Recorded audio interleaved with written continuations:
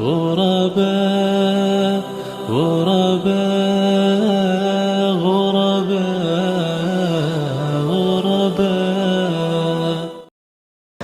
Terus yang kedua tentang Dajjal. Dajjal ini Bapak Ibu bukan simbol, bukan bentuknya negara. Dajjal ini manusia biasa, keturunan Nabi Adam, manusia biasa seperti kita.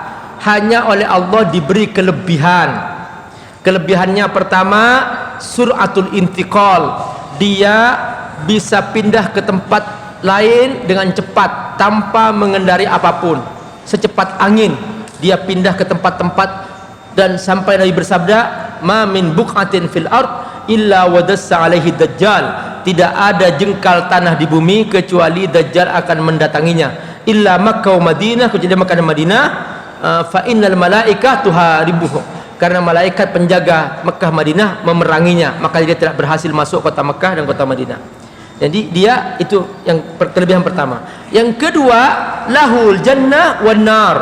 Dia punya surga sebelah kanannya dia, dan punya neraka di sebelah kirinya dia. Kata Nabi, wa ana a'lamu minhu, aku lebih tahu daripada Dajjal. Kalau kamu ketemu Dajjal, melihat nerakanya, masuk ke nerakanya, pejamkan mata, lempar dirimu ke nerakanya. Fa innahu barid, kata Nabi, itu dingin, nggak ada apinya di situ, nampaknya seperti neraka. Itu dingin, kamu jangan takut, lempar kamu ke neraka itu, ke nerakanya Dajjal, karena itu dingin, jangan takut itu. Nah, itu salah satu kelebihannya. Terus yang ketiga, dia bisa bekerja sama dengan jin. Nah, ini barakallahu, orang yang bekerja sama dengan jin itu termasuk syirik, minta tolong ke jin. Nah, ini Dajjal pekerjaan itu, dia akan sama dengan jin. Jadi dia datang ke seseorang, aku ingin datangkan sekarang orang tuamu. Langsung, hei fulan, datang. Maka datang jin menampakkan diri seperti orang tuanya. Aku akan datangkan sekarang gurumu. Ini lihat guru kamu yang pernah mengajarkan kamu. Dipanggil namanya fulan, langsung keluar gurunya. Jin menampakkan diri menjadi gurunya. Itulah cerita tentang Dajjal. Akhirnya apa? Yang tidak punya iman terpengaruh. Gurunya mengatakan, benar ini Tuhan kamu. Maka akhirnya dia pindah, dia kemudian menuhankan Dajjal. Itu godaan yang paling berat ketika itu. Terus yang ketiga, yang keempat, Allah tundukkan baginya sebagian langit dan bumi, sebagian. Maka dia berkata, Dajjal perintahkan, ya sama amtiri, wahai langit turunkan hujan, langsung turun hujan. Bumi gersang, padang pasir, langsung dia perintahkan, ya ardo ambiti, wahai tanah tumbuhlah rumput, langsung dia tumbuh rumput seketika. Jadi kalau datang ke kampung, di kampung itu beriman semuanya, tidak mau ikut Dajjal, maka Dajjal menghukum. Langsung dia perintahkan, wahai bumi gersanglah, seketika semua pohonan mati, kering, kerontang, supaya mati semua.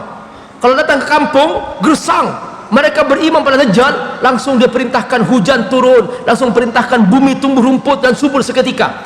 Maka banyak orang terlena, tergoda. Makanya jangan mengatakan bahwa, kata Nabi, kalau kamu mendengar ada Dajjal datang, jangan mendekat, karena dia benar-benar bisa membuat kamu berubah iman kamu. Gitu. Jangan mendekat. Jangan mengatakan aku kuat imanku. Tidak. Hindarilah kalau bisa menghindar, kata Nabi. Makanya seperti itu tentang kelebihan Dajjal. Jadi dia manusia biasa dan tidak ada yang tahu. Dia termasuk seperti Ya'juj dan Ma'juj. Kita tidak tahu siapa dia, makhluk yang mana kita nggak tahu. Di mana posisi sekarang Dajjal, di mana posisinya? Memang di zaman Nabi pernah salah seorang sahabat tiba-tiba dia cerita, wahai Rasul, iya, di depan Nabi, ini hadis sahih dalam Sahih Bukhari, diceritakan bahwa wahai Rasul, iya, aku terdampar di sebuah daratan. Terus aku ketemu dengan seekor binatang, tidak ketahuan mana kepalanya mana ekornya. Dia bicara seperti manusia. Setelah itu apa? Dia berkata, jangan menemui aku. Ketemu siapa? Itu sana di pojok sana ada seorang sedang diikat. Maka dia ketemu di situ, maka dia melihat ada orang besar, badannya besar, diikat pakai rantai. Dan ternyata kemudian dia cerita bahwa aku akan datang. Sekarang sudah diutuskan, Nabi terakhir sudah diutus. Sudah mulai kering kan sungai antara Palestina dan Yordania, sudah mulai kering. dan seperti itu, maka aku akan datang sebentar lagi. Nah, itulah, jangan-jangan itu Dajjal. Makanya cerita-cerita dalam hadis itu semua serba gaib, kita tidak tahu pasti yang mana.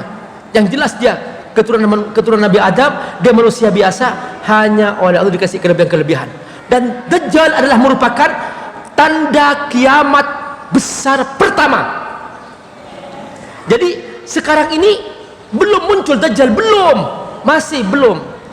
Nah, kalau Dajjal sudah muncul, maka itu berarti sudah tanda kiamat besar sudah mulai ada. Dan Dajjal akan bertahan 40 tahun. Sebelum dia habis, datang lagi tanda yang kedua, yang ketiga, yang keempat. Terus seperti kalung yang dipotong, kata Nabi, kaharazatil uqad, seperti kalung dipotong, manik-maniknya itu jatuh satu persatu sampai hari kiamat terjadi. Maka sampai sekarang Dajjal belum ada, dan ketika Dajjal datang, maka itu sudah tanda kiamat besar yang pertama muncul. Makasih.